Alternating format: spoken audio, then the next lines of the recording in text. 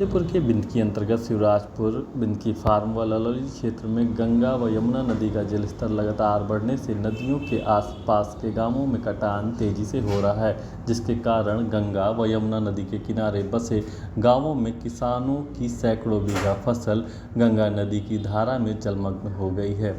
गंगा के कटान के कारण आसपास के ग्रामीण गांव को खाली कर सुरक्षित स्थानों में शरण ले रहे हैं। शासन के द्वारा बाढ़ प्रभावित इलाकों का निरीक्षण लगातार किया जा रहा है। बाढ़ चौकियां बनाई गई हैं, जिन्हें सक्रिय भी कर दिया गया है। वहीं हमसे बात करते हुए उप जिलाधिकारी मनीष कुमार ने बताया कि बाढ़ प्रभावित इलाकों का दौरा किया जा रहा है। बाढ़ चौकियों को अलर्ट कर दिया गया है। लोगों को मेडिकल की सुविधाएं पहुंचाई जा रही हैं। जिला प्रशासन लगातार विशेष तौर पर मॉनिटरिंग कर रहा है, जिससे किसी भी प्रकार से लोगों को असुविधा का सामना न करना पड़े।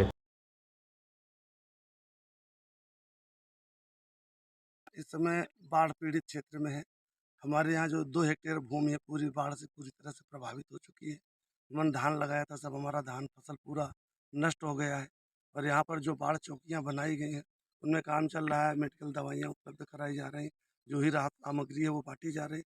लेकिन उस राहत सामग्री से हमारा उद्धार होने वाला नहीं, कल्याण होने वाला नहीं, क्योंकि जहाँ हमारी ज़मीन चली गई, पूरी फसल चली गई, तो उसमें अगर थोड़ा बहुत हमको मिल गया तो उससे क्या होता है।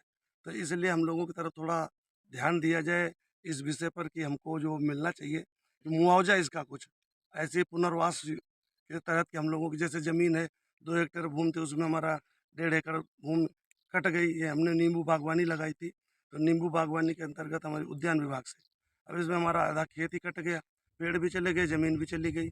हम लोग बिल्कुल एकदम बेरोज़गार होते चले जा रहे हैं। आगे हमारा भविष्य अंधकार में होते चला जा रहा है।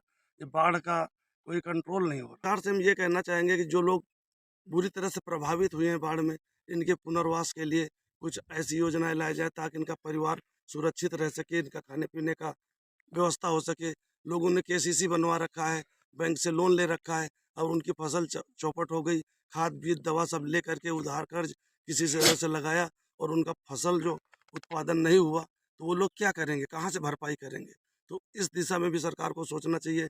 जैसे फसल बीमा होता है, तो फसल बीमा के अंतर्गत लोगों की रिकवरी कराई जाए और उनको देखा जाए, उचित मुआवजा दिलाया जाए, ताकि किसानों का कहीं न कहीं से कुछ हित लाभ हो सके। यहाँ पर जो है बड़ी असुविधा है, खाने-पीने की हर तरह से अब पानी में आना-जाना पड़ता है। जानवर भी परेशान हैं, उनको जो है चारा-पानी की बड़ी दिक्कत है। सरकार से ही अपील है कि हर चीज़ का यहाँ पर मुहैया करवाया जाए। दफ़े अभी बाढ़ केवल आई थी तभी थोड़ा से राशन वगैरह मिला था। तिरपाल पल्ली आई हैं, अभी देखो मिला नहीं है। और राशन की भी व्यवस्था जो है कह रहे हैं कि नहीं प्रधान लोग कि नहीं हम करा रहे हैं। और यहाँ पर दवा वगैरह का वो बँट रहा है, आ रहा है। मुआवजा तो सरकार मान ली थी, जो नुकसान हुआ है खाद बीज सब जो है लगा कर के जन लेबर मान ले धान लगवाया गया और उसमें सारा का सारा सब बेकार हो गया। तो कुछ हम लोग को खेती के विषय में मुआवजा मिले, क्योंकि अधिया बटाई कर रहे हैं और ज़मीन जो अपनी स्वतः की है वो सब कट चुकी है बाढ़ में। जैसा कि लगातार जो पहाड़ी इलाकों में है बरसात हो रही है, जिसकी वजह से नरौरा बैराज और हमारे कानपुर बैराज से लगातार पानी छोड़ा जा रहा है। और जिसके दृष्टिगत गंगा के जो क्षेत्र के बिंदकी क्षेत्र के अंतर्गत जो गांव आते हैं, वहां पर हमने 5 बाढ़ चौकियों को स्थापित किया है।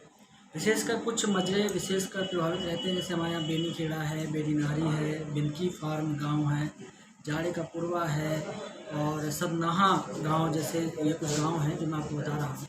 ये विशेष रूप से प्रभावित रहते हैं क्योंकि यहाँ खेतों में पानी भर जाता है। रास्तों की कटान की वजह से यहाँ पर चूँकि पहुँच नहीं पाते वाहन, तो संपर्क टूट जाता है। तो हम लोगों ने प्रशासन की दृष्टि से वहाँ पर जो भी सुविधाएं हैं वो मुहैया कराने का पूरा प्रयास किया है। हम लोगों ने आवागमन के लिए वहाँ पर 8 नाव, चूँकि सबसे ज़्यादा मूवमेंट हमारे जाड़े के पूर्वा से होती है और बिंदकी फार्म सबसे ज़्यादा प्रमुख क्षेत्र पड़ता है। विशेष क्योंकि लो लैंड पर है, थोड़ा थोड़ा पानी करीब 1-1.5 फीट है, तो लोग अपना आवागमन करते हैं। हालांकि वहाँ पे अभी हमारी नावें लगी हुई हैं, तो हम लोगों ने करीब 8 नाव वहाँ पर पूरे क्षेत्र में लगाई हुई हैं, जिसमें जाड़े का पूर्वा से मूवमेंट होता है। नावों के माध्यम से लोग जो उनकी अपनी लोकल नावें हैं उनके माध्यम से वो अपना सब्जी वगैरह खेतों में पहुँचाते हैं, मतलब गाँव में पहुँचाते हैं, जिससे खाद्यान्न वगैरह हो जाता है। इसके अलावा हम लोग लगातार निरीक्षण कर रहे हैं। तहसील प्रशासन की टीम हमारी लगातार जाती है गाँव प्रभावित जो भी बाढ़ से प्रभावित क्षेत्र है। हमारी मेडिकल टीम कैंप लगाकर गांव-गांव सर्वे कर रही है, कैंप लगाकर व्यवस्था कर रही है। किसी प्रकार की जो छोटी-मोटी बीमारियाँ, फीवर आ रहा है, थोड़े बहुत जो चेकअप है वो उनकी जो दवाइयों से नॉर्मल चल जाते हैं, तो उनको वहीं पर सुविधा मुहैया कराई है। हमारी पशु चिकित्सक की टीम भी लगी हुई है, क्योंकि गाँव में बड़ी मात्रा में जानवर भी हैं, तो उनको किसी प्रकार की टीका से असुविधा ना हो, टीकाकरण उनका होता रहे। कोई बीमारियां अगर उनको हो रही हैं तो वहीं पर उनको जो है सुविधा स्वास्थ्य की दी जा सके, इसलिए हमारी जो है स्वास्थ्य टीम दोनों ही जानवर से संबंधित और हमारी जो MYC टीम है वो दोनों ही संचालित हैं, लगातार जा रही भ्रमण कर रही हैं।